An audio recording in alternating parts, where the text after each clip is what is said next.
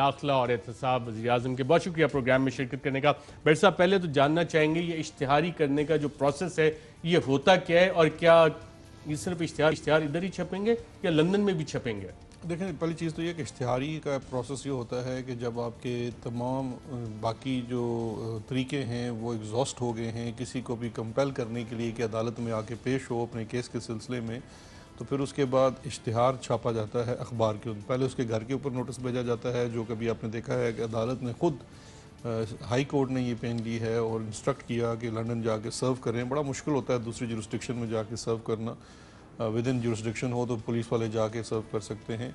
उसके बाद next step होता है किसी को इश्तिहारी करने के लिए कि आपने अखबार में इश्तिहार छापने हैं।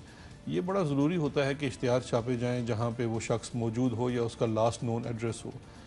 ये एक ऐसा केस है, देखिए तो नवाज शरीफ साहब तो एक नई तारीख रकम कर रहे हैं ना, कि ये पहला कॉन्विक्ट है जिसको बेल मिली, ये पहला कॉन्विक्ट है जो बेल मिलने के बाद फिर बग़ैर किसी बॉन्ड के पाकिस्तान से बाहर गया, ये पहला कॉन्विक्ट है जो उसके बाद वो बैठ गया आराम से और वो बिल्कुल ऐसे वहाँ बैठा हुआ है जैसे कोई वो शाही ख़ानदान का हिस्सा हो, और ये पहला कॉन्विक्ट है जिसको लाने के लिए अभी हम ये इतना बड़ा तरद्दुद करेंगे। तो उसके ऊपर अब ये हम इसको गौर कर रहे हैं, क्योंकि जहाँ पे उसका लास्ट नोन एड्रेस है वहाँ पे भी इश्तिहार आना चाहिए। तो अभी उस प्रोसेस को देखा जा रहा है कि पाकिस्तान और बरतानिया के अखबारों में वो इश्तिहार आ सकता है। और पाकिस्तान के एक साबिक वज़ीर-ए-आज़म, 3 दफ़ा का वज़ीर-ए-आज़म, उसके इश्तिहारात अब लंदन के अखबारात में छपने की पॉसिबिलिटी आपको नज़र आ रही है अदालती अहकामात के बाद? देखिए, 3 दफ़ा के वज़ीर-ए-आज़म वाली बात बार बार दोहराई जाती है, तो क्या इस मुल्क के आइन के तहत जो एक जुडिशरी का चैप्टर है उसमें एक इदारा है सुप्रीम कोर्ट ऑफ पाकिस्तान, उस सुप्रीम कोर्ट ऑफ पाकिस्तान के एक लार्जर बेंच ने उस 3 दफ़ा के वज़ीर-ए-आज़म के बारे में क्या कहा हुआ है, जिसको तमाम उम्र के लिए नाअहल किया हुआ है।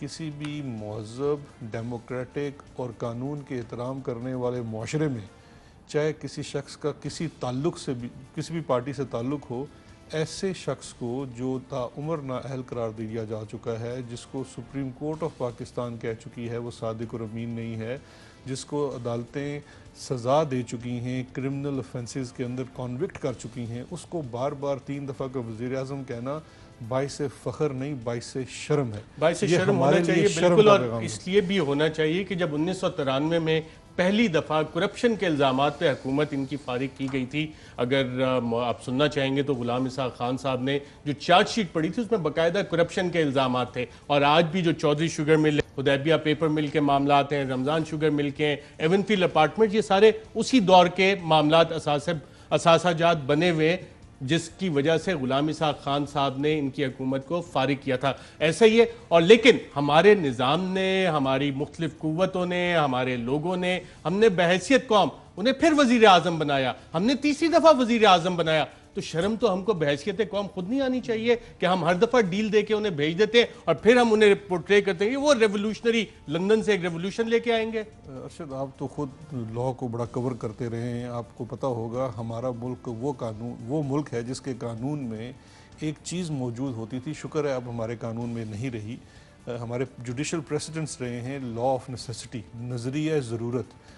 ये शख्स जो है नज़रिया ज़रूरत की पैदावार था, और वो जिस तरह से नहीं होता वो एक रोबोटिक फिल्म के अंदर के वो चीज़ ख़त्म, टर्मिनेटर्स को ख़त्म कर दिया जाता है, लेकिन वो नज़रिया ज़रूरत के तहत दोबारा उभर पड़ता है। इस वक्त भी एक बड़ी भोंडी सी कोशिश नवाज शरीफ की तरफ से हो रही है और इसके हम नवाओं की तरफ से हो रही है कि वो नज़रिया ज़रूरत जिसको हमारी ऑनरेबल सुप्रीम कोर्ट हमेशा के लिए जिसको ख़त्म कर चुकी है कि कोई नज़रिया, आइन सबसे सुप्रीम है, कानून की बालादस्ती है, नज़रिया ज़रूरत कोई कॉन्सेप्ट नहीं है। ये 90 की दहाई में, 80 की दहाई में, 60 में 200 केस था, उसके बाद के जो केसेस आए उनमें ये रहा। उसके बाद सुप्रीम कोर्ट ने वंस फॉर ऑल जब अपना दामन साफ़ किया तो उसमें से नज़रिया ज़रूरत ख़त्म किया, और उसके साथ साथ नवाज शरीफ की ये जो बार बार पैदा होने की ख्वाहिश है वो भी ख़त्म हो गई। तो अब ये सही ला हासिल तो ज़रूर है, लेकिन इसमें कामयाबी कोई नहीं होनी। बाकी ये अगर आप बैठ के कोई बंदा, आप देखें ना, मैंने एक तो पहले भी मिसाल दी थी, मैं सादत हसन मंटो का वो नावल याद करता हूँ टोबा टेक सिंह, कि पागल खाना एक दिखाया हुआ है जेल में जिसमें एक बंदा है वो बस बार बार एक ही चीज़ दोहराता है, टोबा टेक सिंह, टोबा टेक सिंह, टोबा टेक सिंह। मुझे इनकी और इनकी साहबजादी की बातें उस पागल की बढ़ से ज़्यादा नहीं लगती कि बस कुछ भी हो तो टोबा टेक सिंह, टोबा टेक सिंह, साबिक़ वज़ीर-ए-आज़म, साबिक़ वज़ीर-ए-आज़म, साबिक़ वज़ीर-ए-आज़म। भाई आप साबिक़ वज़ीर-ए-आज़म तो किस्सा पारीना है, यू आर कॉन्विक्ट, आप मुझे भी मुजरिम हैं। बैरिस्टर शहजाद अकबर साहब मंटो साहब का एक और नावल याद आ गया, कहानी याद आ गई, नया कानून, मंगू कोचवान। हर दफ़ा नया कानून आता है लेकिन बदलता कोई नहीं। एहतसाब का कानून भी आपने 1999 में आके बना दिया, लेकिन 1993 के जो करप्शन इल्ज़ाम आते हैं आज तक चल रहे हैं, और नया कानून और हम एहतसाब करेंगे मंगू कोचवान। लेकिन गुलाम इसाक खान साहब ने जब 1993 में नाज़रीन इनकी अकर खास की थी तो क्या इल्ज़ाम लगाए थे, आइए देखते हैं।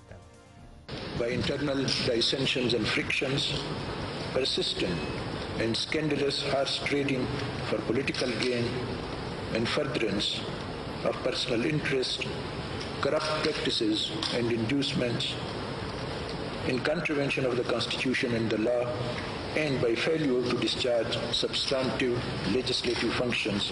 C. Corruption and nepotism in the federal government, its functionaries and authorities and agencies, statutory and other corporations, including banks working under supervision and control, and the holders of representative offices, has reached such proportions that the orderly functioning of the government, in accordance with the provision of the Constitution, including the requirements of the oaths prescribed therein and the law, does no longer carry public faith and credibility.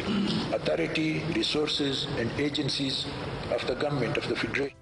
Ji, barrister Shahzad Akbar sahab, आपको लगा नहीं कि पाकिस्तानी अवाम भी बेचारे मंगू कोचवान है, जिसके साथ हर दफ़ा यही वाला हैंड होता है और फेंटा अवाम को ही पड़ता है, लेकिन जो करप्शन है वो रिकवर नहीं होती, चाहे आप नया कानून ही लेके आते रहें? देखिए, बात नए कानून की नहीं, नई लीडरशिप की है। जो इस पूरी दास्तान में जो चीज़ एक मुख्तलिफ है वो इस दफ़ा की लीडरशिप है। इमरान खान है जिनकी पूरी स्ट्रगल है करप्शन के ख़िलाफ़। तो जब तक मैं ये समझता हूँ जिनकी लीडरशिप के नीचे मैं काम कर रहा हूँ, वरना मैं बड़े आराम से अपनी कानून की प्रैक्टिस कर रहा था, बड़ा शरीफ आदमी था, अपनी सलाम की ज़िंदगी गुजार रहा था। जिस लीडरशिप के और उनकी नीयत के पीछे हम आगे खड़े हुए हैं कि फॉर वंस एंड ऑल ये जो एक म्यूज़िकल चेयर खड़ी हुई है, जहाँ पे लीडर, फिर उसका बच्चा लीडर, फिर उसका मतलब कुत्ता लीडर, उसका बिल्ला लीडर, हर बंदा उसके अंदर लीडर पैदा हुआ है, ये ख़त्म होना चाहिए। ये कहाँ की जमहूरियत है कि घर के अंदर ही लीडरशिप घूमती फिर रही है, किसी दूसरे बंदे को